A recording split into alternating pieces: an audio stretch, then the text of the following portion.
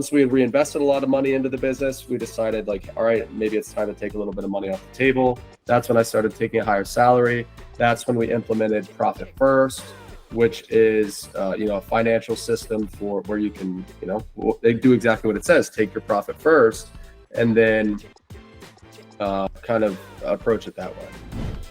E-commerce is the greatest business opportunity of our generation. What is going on, people? Welcome to another episode of the Ecom Unlimited podcast. It's your boy Kaj here with my co-host Josh, and today our guest is Corey Ganem. Corey, how you doing, bro? Good, man. Yeah, thanks for having me on here. I'm looking forward to talking shop here for a little bit. Yes, sir. So it's funny because I was just on your podcast and I've been on your podcast 3 times. But for some reason, this is the first time we've got you on our podcast, but it's good to have you. Well, how many episodes in are you guys again? We started in January, and I believe this is going to be around episode 20, maybe episode 19, nice. Maybe 21, somewhere in there. That's solid. So you've been doing one a week, right? Correct. Yeah. Yep. One a week. And I think our first one was the first Monday in January. Nice. Yep. So been going strong. It's a lot of fun. It's a lot of work, but it's a lot of fun. Yeah, but you've been super consistent with it, which is good. Exactly. Yeah. So let's just start out, how we normally start our episode. How did you get into e-commerce, selling physical products online?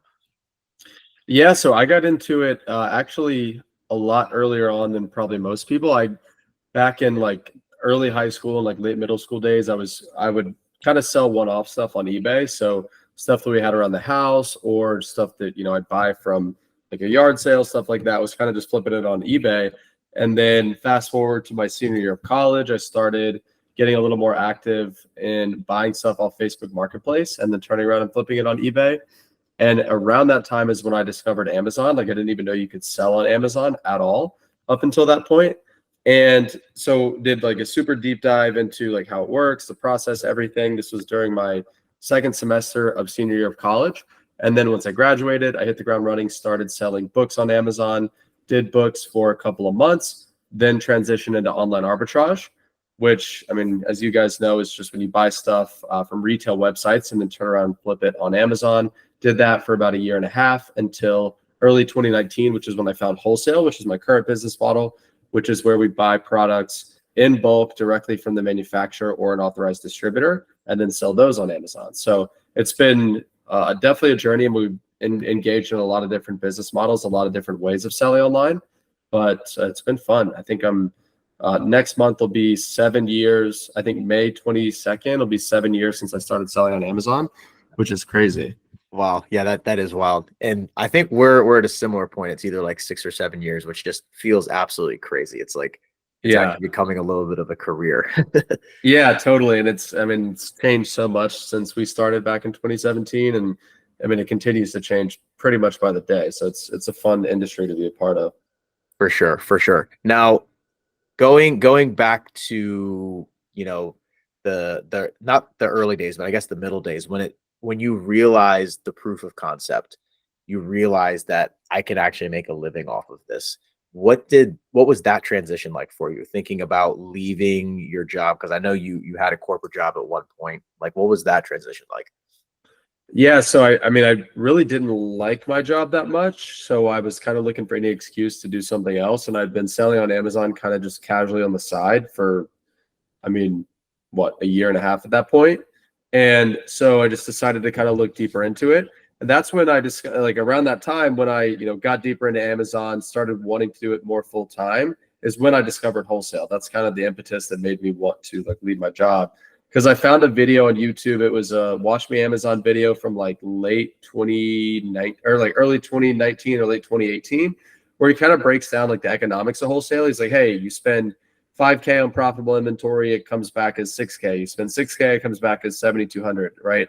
And on kind of the snowball goes. So that was really what I saw the business model as. I was like, oh, if we have some starting capital, then we can kind of just like snowball our money like this. And so that's when like I put in some money up front. My dad matched me on that investment. And I honestly wasn't even making hardly any money at all, like on Amazon at the time. I just was fed up with my job. So I kind of just quit. like move back home, like across the country, and kind of went at Amazon full time at that point. And that was like summer of 2019. Yeah, summer 2019. And just quit your job, went all in, and no turning back. Yeah. Well, I mean, I guess technically I turned back a little bit because so that was July of 2019 is when I moved back, quit my job, moved back home, started trying to make a go of wholesale full time, get to like November of 2019 and just really wasn't making that much money. It was down to like, I think it was like my last $1,000 in my savings account. So I realized I'm like, all right, if I'm going to keep doing this, like I've got to figure out another way to kind of like support myself while I continue to do this on the side. So I got a job at my uncle's insurance agency in Raleigh, which is I moved to Raleigh, like new town, started working there for him and then running Amazon on the side. This was, I think I started that job January of 2020. Everybody knows what happens in March, obviously with COVID. And then, but that really is kind of what accelerated the Amazon business. So by August of 2020, I had pretty much left that insurance agency role and gone into Amazon full time for the second time. And so I've been full time since then, which is August of 2020. Got it. Okay. And that's interesting because we also started in 2017, but we just hit our first 7-figure year last year, 2023. And I know your last year you did like 3 million or 4 million, somewhere around there. Yeah, I think like 3.2. Yeah. But it's interesting because I didn't go full time into this business until like the end of 2021, and we didn't really start seeing big results until 2022. So it's interesting how like even though we started at the same time, like where we are now is very much correlated to when we started putting full-time effort onto the business. Yeah, totally. And everybody's journey is super different, right? So like there's guys right now that are doing like 7 figures and they haven't been selling for a full year, right? So some guys like learn and scale really quickly, and other people it takes longer. But I know that when we started back in 2017, there wasn't nearly the amount or the quality of knowledge that's out there today. So not that it's certainly not easier to scale. Like if you're a new seller, it's easier in some ways and harder in others, right? Like it's easier in the sense that there's a lot more information out there, but it's harder in the sense that like there is more competition and fees are higher and everything, you know, compared to when we started. So it's like there's never going to be a better time to start than now, because like there's always going to be something in your favor and something working against you. Yeah. So what has your revenue like been over the years? So in, I think 2019, which is the first full year of wholesale, we did like 292K. 2020 was 990K. 2021 was 3.3 million, or I think 3 million, or like 3.3. 2022 was 4.3. 2023 was 3.2. Because what we found in the year that we did like the 4.3 million is that, yeah, revenue was super high, but our margin wasn't, I mean, we were profitable, but it wasn't high enough to where it made sense, right? So last year really is when we focused on like, all right, let's kind of cut the SKU count. Let's focus on quality. Let's focus on profit. And even more so now in 2024. Yeah, profit's so key. A lot of people can just look at that top line number and just assume that they're making a whole bunch of money. And then they dive into their numbers. And next thing you know, they're not making as much as, you know, they feel. And then their cash flow actually gets hindered, which isn't great. Exactly. Now, did you use basically wholesale throughout all those years, or did you sprinkle in any other sort of any business types like OA or RA in those years? Yeah. So, and I started kind of with OA. That's what I did from like August of 2017 up until I started wholesale in January 2019. So I did OA for, you know, almost a year and a half. And still, even when I started wholesale, there were still a couple of OA products that I was continuing to sell just because they were easy replens. Yeah. But yeah, wholesale has been my only focus since that beginning of 2019. Yeah. And like, just kind of go into some reasons why you like wholesale more than all those other options, like online arbitrage and retail arbitrage. Yeah, I mean, I think wholesale is a superior business model for a number of reasons. So one, the scalability, right? With online arbitrage, it might take you a whole week or even 2 weeks to spend, let's say 30K or 50K on good profitable inventory. But with wholesale, you can spend that much money on profitable inventory with a single text message, right? So a lot more scalable when it comes to both your time and just in general being able to get your hands on enough products. Two, it is, you know, some people will say it's higher, it's lower margin than arbitrage. And I think in general that is true. But at the same time, there are tons of great brands out there, whether you work directly with a brand or you're buying from a distributor, that have decent margins. I mean, there are a couple of brands in particular. One brand direct account of ours, our average margin is, you know, 25, 26%. And these are really high sale price products. So they're super profitable.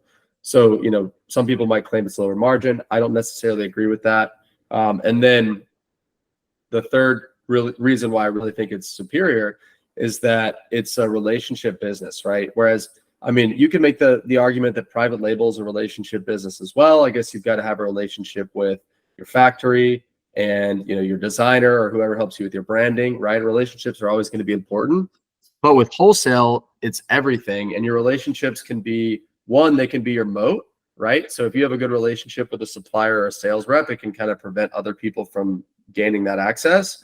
And two, it can, if you're good at building relationships and if you're good at sales, then it can be a way to kind of like shortcut your progress and get inside some accounts that other people might not be able to access. So for all those reasons listed, I think it's a superior business model than definitely to an arbitrage, but also to something like private label as well.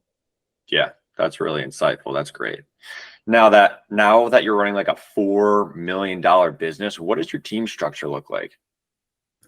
So right now so on the Amazon side, I've got 4 employees, and then I have my executive assistant. So the executive assistant is based in Nigeria. She's not really involved in the business itself. She's more so involved in just like keeping my personal affairs organized, my schedule organized, my email.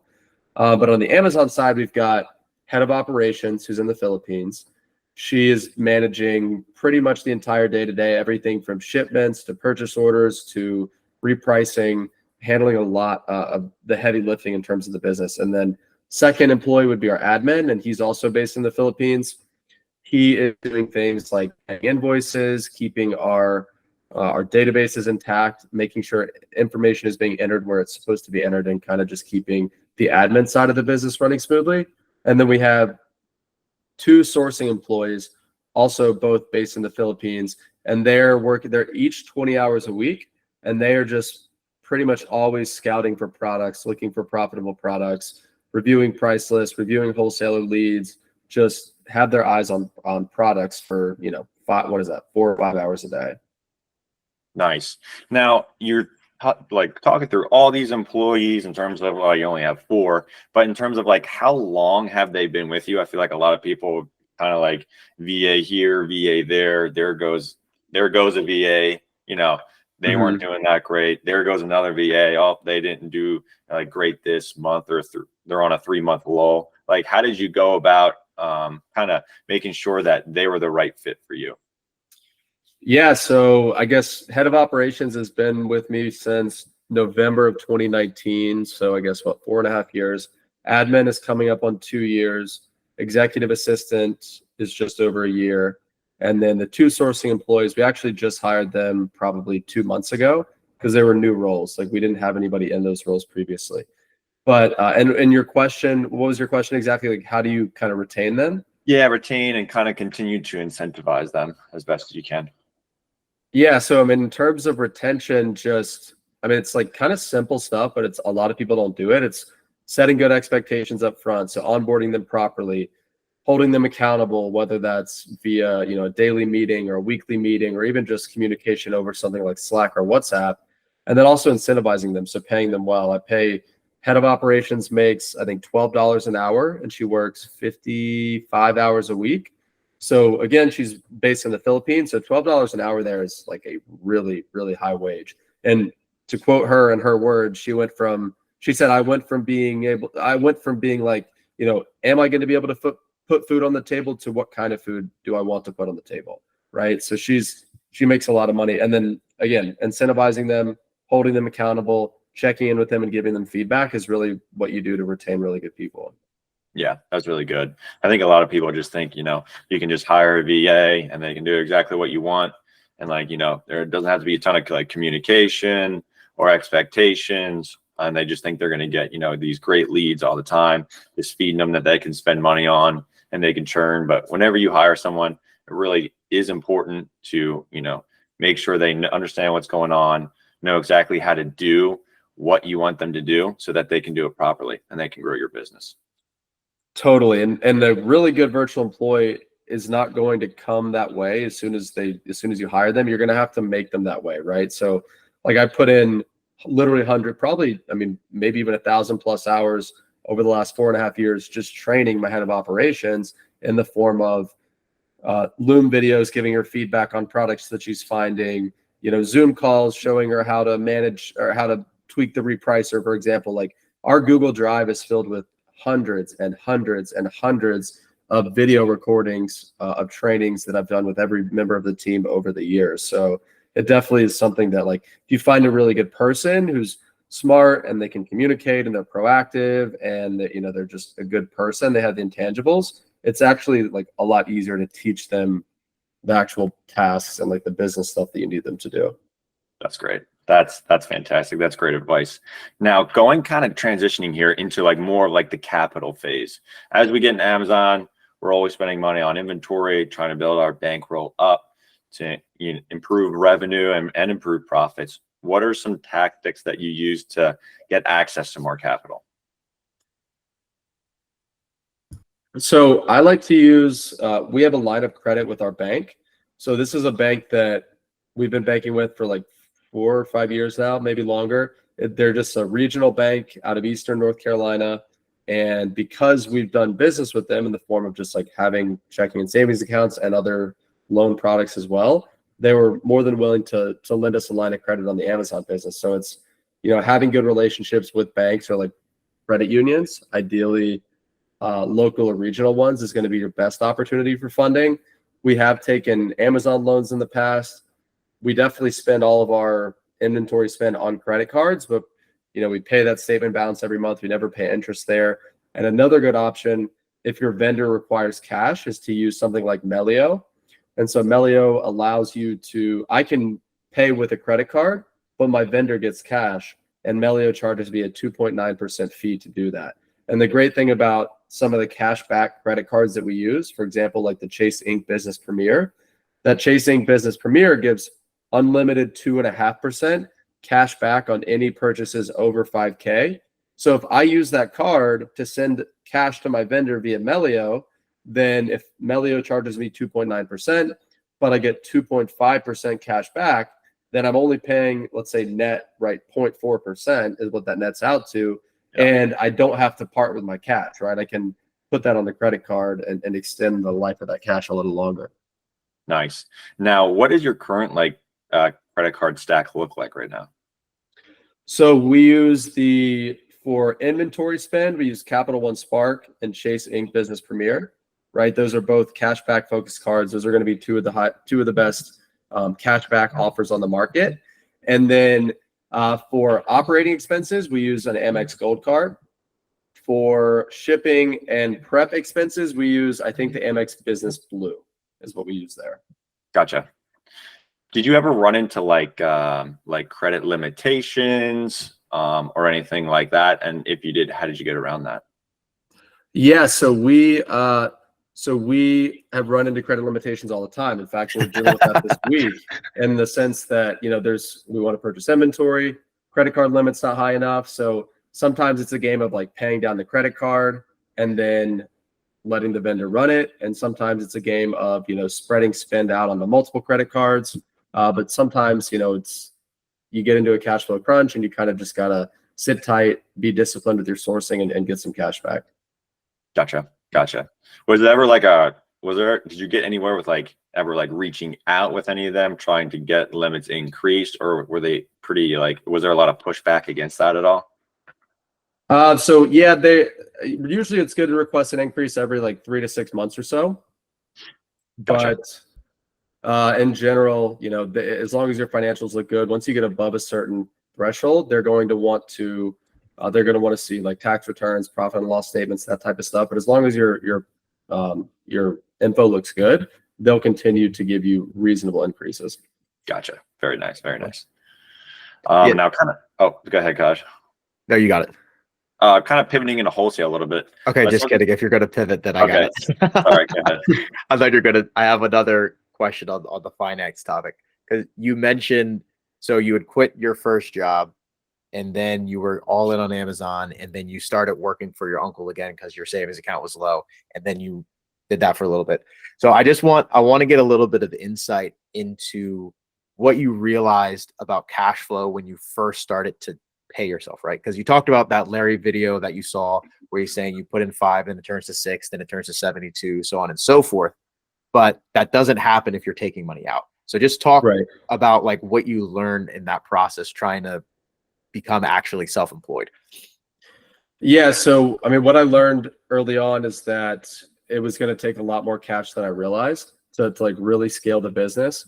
So that's something that you got to keep in mind is like when I say we did 290K year one, 900K year two, like 3 million year three, it's because we were reinvesting every single dime back into the business. So I was really taking minimal cash out for the first probably like 3.5 years. And so that's kind of what it takes to really scale, unless you're just taking on a ton of debt and financing it that way, which I don't necessarily recommend. So, once we had reinvested a lot of money into the business, we decided like, all right, maybe it's time to take a little bit of money off the table. That's when I started taking a higher salary.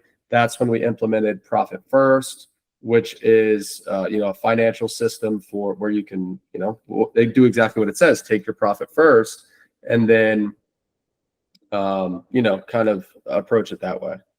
Yeah, for sure. And I just wanted to bring that up because I've shared this story before, but we ran into similar issues, when I first went into the business full time. And even now, just realizing like every dollar you take out into payroll is just more money you can't put into inventory. So Right. it will slow down your growth. It's possible, but just making sure that people understand. And this is, something I talk with people all the time when they're asking me questions about it, like how to pay themselves, is you don't want to be, if you're profiting, a couple grand a month, you don't want to be taking all of that profit out, because that's, even though it's profit, with the way how cash flow works, you're not selling all your inventory all your time, and that's just going to absolutely destroy your cash flow. So the longer you can put off taking money out of the business, the quicker you're going to be able to grow, and you're not going to run into cash flow issues right away. Totally. Exactly. And that's something, you got to keep in mind. It's like, all right, do I want to like employ delayed gratification, or do I want immediate gratification? And in general, the longer you can, the more you can delay that gratification and keep putting that money in and take as little bit out as possible, the quicker you're going to scale. And like the more, I guess the more long-term your rewards are going to be down the road. 100%. Yeah. Okay. Now, the pivot that Josh wanted to do kind of into wholesale questions. I'll ask the first one.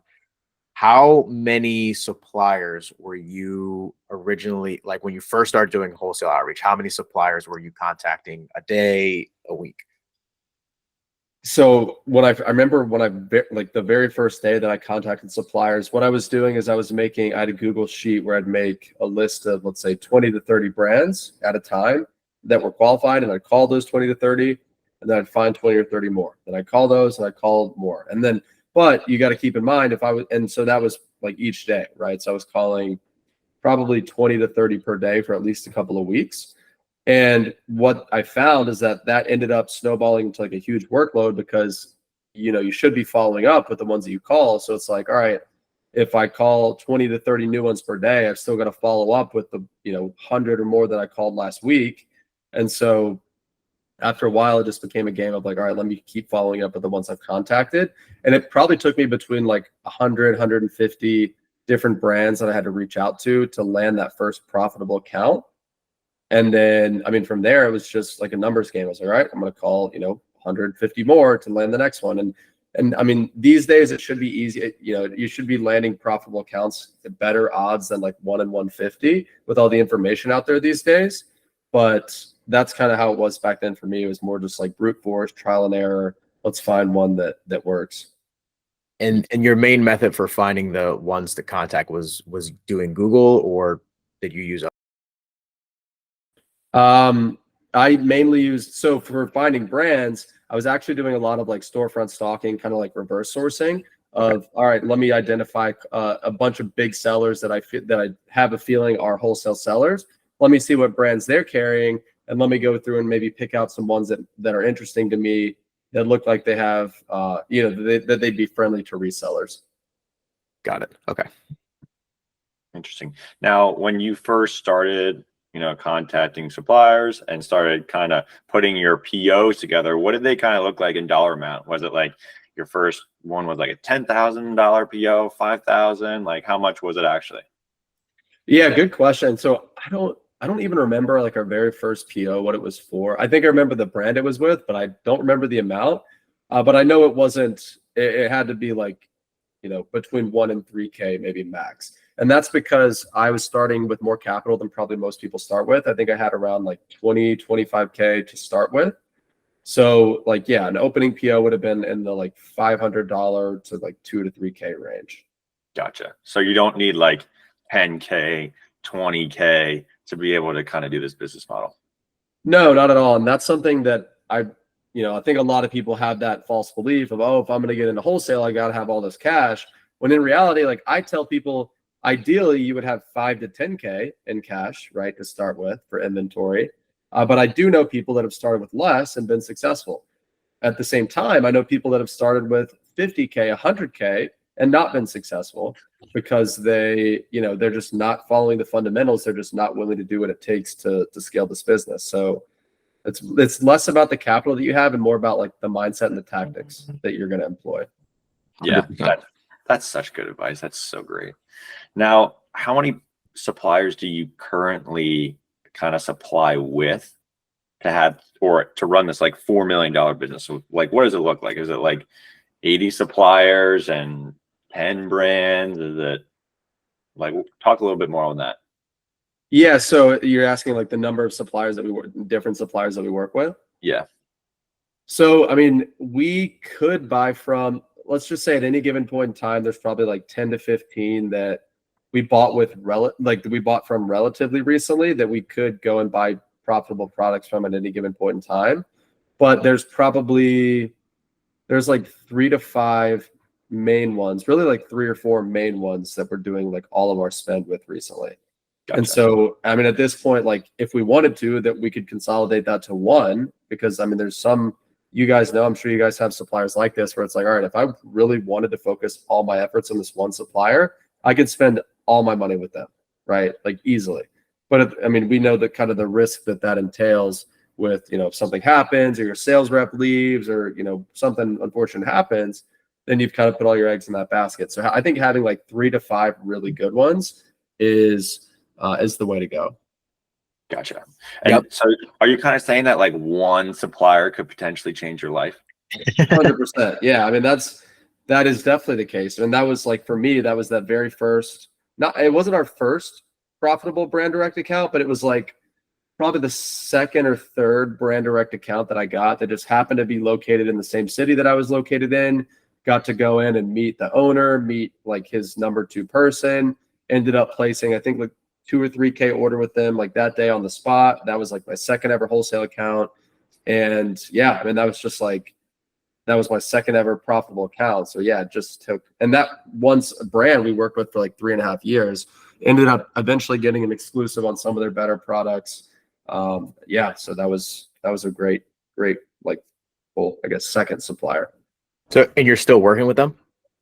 No, not anymore. So they just pretty much put Amazon on the back burner. Like when I say that they were in every possible position to scale, especially during COVID, they had a golden opportunity and just completely fumbled the bag. Like they were at the point where they were filling like these little, maybe like $500, like 2K brick and mortar POs, like during COVID when they were really struggling with production. So they had limited supply. And we're out here placing like 30, 40, 50K POs to send to Amazon where the stuff is like, as soon as it checks in, it's selling. And they just didn't see the big picture. And so they're super old school. It kind of just fell apart from there. So I was like, listen, if you guys aren't going to invest in the channel, like neither are we. And that's kind of where we left it. Oh, you should have just bought the brand. Yeah, I'd love to. And it's funny because my cousin said the same thing. He's like, dude, you should like make an offer to buy them. And I think I did mention that because I used to go see them once a year. Like I flew to Chicago, I think 2 or 3 times to see them and like, hang out, just talk and just show face. And I think I asked him one time, I was like, would you ever sell? Because I think it was his dad that started it. And he was like, no way, like never. Oh, okay. It's like a so family. I'm just like, Yeah, it was Yeah. it was like a family business, so I didn't Oh, even that bother. hurts.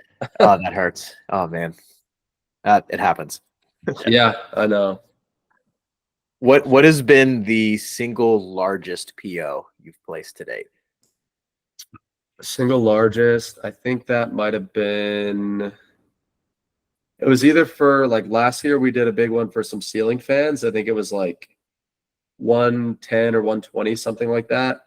And then there's one that we do like with our one of our brand direct accounts. I mean, we've spent six figures with them a couple of times, like 100, 105 maybe. But yeah, I'd say probably those two. Now, kind of like logistically, when you go and spend, six figures with a brand, does that all go straight to Amazon, or do you use like a 3PL to kind of help with that transition to move that product? So this brand, the one I'm just referred to, like they ship directly to Amazon, so they'll ship Oh, all nice. that. And then the That's huge. ceiling fans, they had to go to a 3PL. Gotcha. Okay. That's And pretty cool. are you using all 3PLs, doing any prep yourself? What does that side of your operation look like? Yeah, so using 3PL is 100%. So we've got two that we work with on the East Coast, one in Oregon, and then I mean, kind of just like a bunch in the back pocket, like one down in Tech. Like we don't do any buying out of the Midwest or anything, but it's like, hey, if we needed a 3PL in Texas for some reason, then I know people where we could kind of spend that up pretty quickly. But it's primarily two on the East Coast and one on the West Coast. Got it. And I know at one point you did have your own warehouse kind of operation, but then you decided to pivot away from that, right? Yeah, so that was back in 2021, I want to say, like early 2021, or maybe it was like late 2021. We bought a warehouse it was like in Wake Forest, North Carolina, so kind of like a smaller town. Tough to find people to work, tough to get to because I was having to drive like, 40 minutes there one way each day. And also I just like sucked at managing a warehouse and it just like wasn't fun. So it's like, all right, let's outsource this to a 3PL. So we actually sold that warehouse and then we've been using 3PLs ever since. And like I said, I want to say that was like, no, I think it was like mid or early 2022 when we sold the warehouse. Got it. Okay. Yeah. And then, using 3PLs, we've done both as well. We've done some in-house prep, still do a little bit of in-house prep, but now we're transitioned almost fully to 3PLs. And just having that flexibility is so nice. You're going to pay a premium for it, but in my opinion, it's totally worth it. It's so much better. If you can find a really good 3PL, it's so worth it because I mean, think about all the time you have back now to spend on sourcing or raising capital or like the stuff that actually moves the needle. Like the warehouse work, while yes, it's critical, like it's got to be done, it doesn't move the needle in any way. Like you focusing on that adds no value to your business. Yep. Especially when you can outsource it for $1 or less per unit. Yeah, I mean, I've heard some big sellers talking about like what their prep cost is per product. These guys that have like huge warehouse operations, and we're paying like maybe 20 cents more per unit. And it's like, okay, obviously at scale that adds up big time, but I'm sorry, you're not gonna, I'm not gonna chain myself to a warehouse for the next decade to save 20 cents a unit. Like I'm not gonna do it. Yeah. And it doesn't really, and like you said, at scale, and when I'm thinking at scale for that amount per unit, it doesn't really make sense until you're doing 8 figures or if you're selling stuff that's priced under $20. But if you just if stick you've with, got a really low average sale price, it's Yeah. going to be way more important. but if you're sticking with stuff that's higher price, $30, $40, $50 and up, and you're not doing 10 million in annual revenue, it mathematically, it's not worth the extra stress, in my opinion. Right. Totally. Yeah. So again, similar to us, right? You've been selling since 2017, but I know some of your story, and for a long time you were just solo and there weren't other Amazon sellers. You weren't plugged into the community. You weren't a celebrity on Twitter. At what point did you start getting active in the community, and how did that change your business? Yeah. So probably, what was it? Beginning of last year, I want to say like January of 2023 is when I really started getting active on Twitter. And it started with Miles and Garrett featuring me on the Buy Box Bandits podcast. And they were like, oh, you got to start tweeting on Twitter, talking about wholesale. And so that's when I really started to make that a priority. And I mean, just business really exploded ever since I did that. Not only in terms of like, finding more suppliers, which I did because suppliers would reach out on Twitter, or growing your network of other people that can give you tips, right? Like, which is a fact. I mean, I've met hundreds of people in the last year and a half or so that have contributed in ways to my business that aren't even necessarily quantifiable. But just like the community in general, it's a really good thing to be a part of, especially a higher level one of people that can answer those nuanced questions that like there's just not an answer for those on Google. And like even asking like casual sellers, like sometimes these questions aren't easily answerable unless it's by somebody that's kind of been in the trenches and been there. So building up those contacts has been super valuable. Yeah. What would you say would be like the 3 things that really kind of propelled your social following? Because you really went from like 0 to hero pretty quick in terms of like your following. Like I would love to see it, like the graph over time, what it would look like, because you have built up a really decent following. What would be some tips that you would give maybe like some beginners who are trying to start networking in the space? So, I mean, the first one is just going to be consistency. Like it's not sexy. It's so cliche, but it's a fact. Like I think at this point, April of 2024, I've written a thread or a long form post on Twitter every single day since I think August 22nd of last year. So like coming up on like 8 months now. So it's like literally just not missing days, whether that's just tweeting, writing a thread, whatever. 2 would be engaging on Twitter. So Twitter's similar to LinkedIn where like posting is great and that'll get eyeballs, but it's like engaging under bigger guys' posts that kind of gets you noticed more, because if you don't have a lot of followers yet, well, the easiest way to get noticed is to comment on stuff where guys have a lot of followers. So if you're newer, like in the Amazon space, it'd just be like replying to my threads or Kaj's tweets, or, Josh's videos, like any stuff like that, but like insightful comments, not just like an emoji or something, right? Like a comment where somebody would read that and be like, oh, that contributes to the conversation. Let me click on this guy's profile and maybe see what he's about, and then maybe follow you.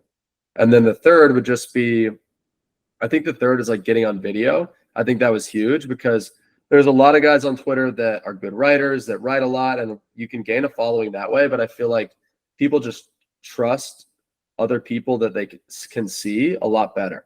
So it's just like months at this point, and I missed plenty of days, but in general, I try to just record I try to keep it under 40 seconds, just a quick video of like reflection, lesson learned, tip, anything like that, and just put it up on Twitter, put it up on Instagram stories, and so that kind of just establishes credibility, lets people see you, and again, just I think like endears people more to like you and what you're doing.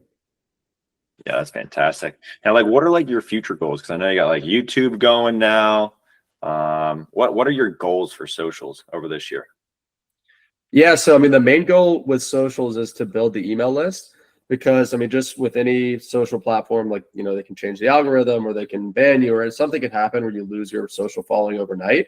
And if you haven't been building any own traffic, like for example, your email list, or like even like a list of phone numbers where you could like text your subscribers, like that's the big asset. So the goal with socials is to push people to the email list. Like that's really the only goal. So that's like, as socials grow, I'm hoping that the email list grows along with it. Gotcha. Cool. Awesome. Yeah. And now as you grew on socials and got plugged in the community, not even just talking about people following you, but like you said, engaging with other people, learning from other sellers, your business also grew in tandem with that. What are the advantages to a new seller or to an experienced seller of just being out there? Because and Miles says this all the time, but it's like, your surface area of luck. It's like the more you put yourself out there, the more you talk about the business, the more you let other people kind of discover what it is that you're doing, the luckier you get, right? Whether that's somebody finds an opportunity and because you just happen to be on their timeline, they pass it to you, or because, hey, your cousin knows that you're the Amazon guy because you're talking about it on social media all the time. They happen to know a brand owner that's looking to launch on Amazon. Oh, here's an introduction, right? Like it's just, there's so many thousands of good things that can happen by you putting yourself out there and just like being on the internet and talking about the business. And the downsides are like, it's zero. Like there's zero. I can't think of a single one. So it's just like, when you have an opportunity that's so one-sided in the sense that like there's only benefits and zero drawbacks, maybe aside from like the time that it takes, then that's a bet that you want to make every time. Could not agree more. And we've also experienced the exact same thing firsthand. Once we started getting plugged in, got some mentorship, also from you as well. It's like the business just started growing. It's something that's difficult to quantify. You know, like we said when I was on your podcast, it's not like, oh, I make $10 every time I tweet. But Right. there is 100% a correlation between putting yourself out there, talking about the business, and the connections you make from that will directly impact the growth of your business, which is just like it's so worth it. Totally. I couldn't agree more. Yep. Now I got a quick question. Did you do any coaching for this? Or did you have a mentor through all this at all? Like on the social media side? More on like the wholesale Amazon side. So the only like Amazon course or any information I paid for was Larry Labarsky, Watch Me Amazon. He dropped his course back in, I want to say it was like late 2019, or maybe it was early 2020. And I was one of the first people to buy that because he had the best content. He was one of the only people putting out wholesale content at the time. It was really high quality. And the course was as well. Like it was super valuable. I feel like I got every time I paid for it and more out of that. So, and that's something that, you know, obviously as people like us, we sell information, we sell courses, coaching, that type of stuff. Yeah. I think it's important to, like, if you're going to buy coaching, if you're going to buy a course, make sure that the person that's putting that out there practices what they preach, is in the sense that like they are also buying courses and going through them. They are also paying for coaching. They are also paying to be parts of paid communities, right? Like there's a community of Amazon very high level Amazon sellers where I'm probably the smallest fish in the pond that I pay almost $8,000 a year to be a part of, right? So, you know, when I turn around and tell somebody, hey, this is why you should join my community and here's what it costs, just know that I'm also paying, you know, on the other side, paying for communities, paying for access. That's something that I believe in as well. Yeah. Yeah.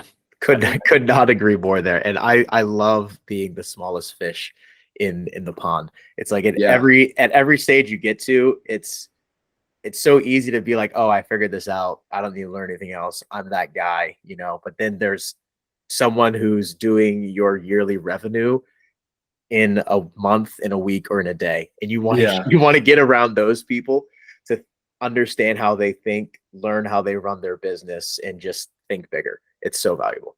Yep. And it's super contagious too, because it's like when you start hanging out with those people, like you're naturally going to do more. Like it's pretty much impossible not to.